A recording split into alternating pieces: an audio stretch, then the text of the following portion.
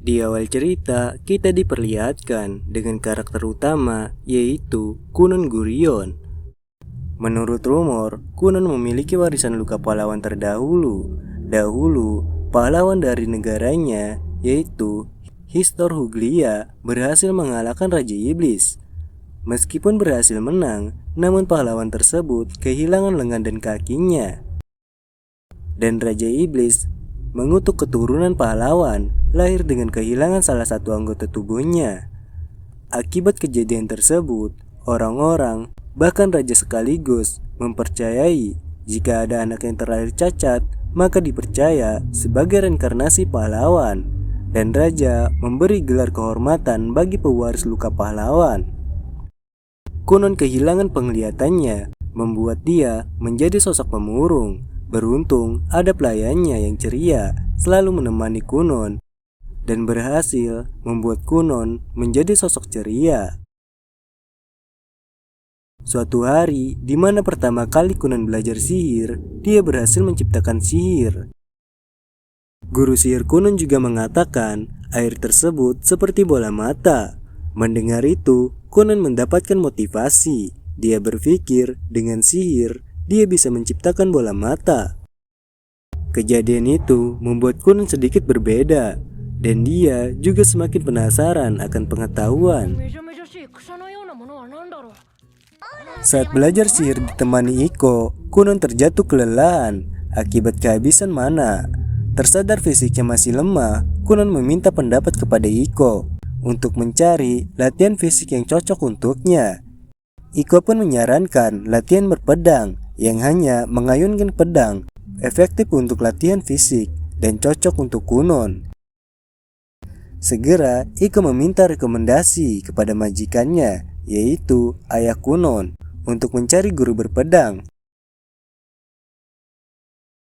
Saat latihan pedang, Sensei Jenny datang, tepat ketika latihan pedang selesai. Setelah latihan berpedang, Kunon lanjut belajar sihir. Meskipun Sensei Jenny menyarankan untuk istirahat terlebih dahulu, tetapi Kunon menolak dan memperlihatkan hasil kerja kerasnya. Sensei Jenny terkejut. Dalam sekejap saja, Kunon sudah mengembangkan sihirnya sejauh ini. Di sisi lain, tepatnya di kediaman Putri Mirika, anak dari Raja Histor Huglia, yaitu tunangan Kunon, terlihat dia sedikit murung.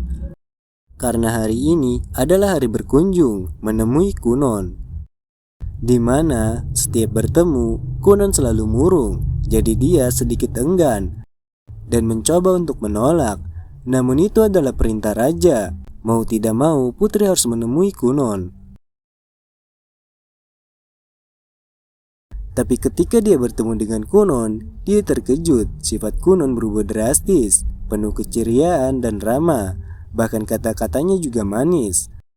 Hal ini terjadi karena ajaran Sensei Flora, guru pengetahuan, ditambah Iko yang menyarankan Sensei Flora untuk menjadikan Kunon pria jantan dan humoris. Suatu hari, ketika Iko meminta bantuan kepada Kunon untuk membuat air panas, tiba-tiba Kunon menyadari sesuatu. Dia berkata dia bisa melihat. Hal itu membuat Iko terkejut dan penasaran, apa benar Kunon bisa melihat? Tetapi ketika Kunon menjelaskan bahwa secara logis dia tidak benar-benar melihat, sontak saja membuat Iko kesal. Kunon mengaku dia hanya bisa merasakan aura dan membedakan warna lewat sihir. Iko langsung membeberkan kepada ayahanda Kunon tentang Kunon bisa merasakan objek dalam jarak dekat, dan jika menyentuhnya maka semakin jelas. Kunon juga bisa membaca melalui dia merasakan warna tinta. Hal baik tersebut membuat ayahanda Kunon senang dan langsung menyuruh Iko terus menemaninya. Suatu hari, dia menunjukkan eksperimennya, menambahkan warna ke dalam sihir air, rencananya untuk mengejutkan Sensei Jenny.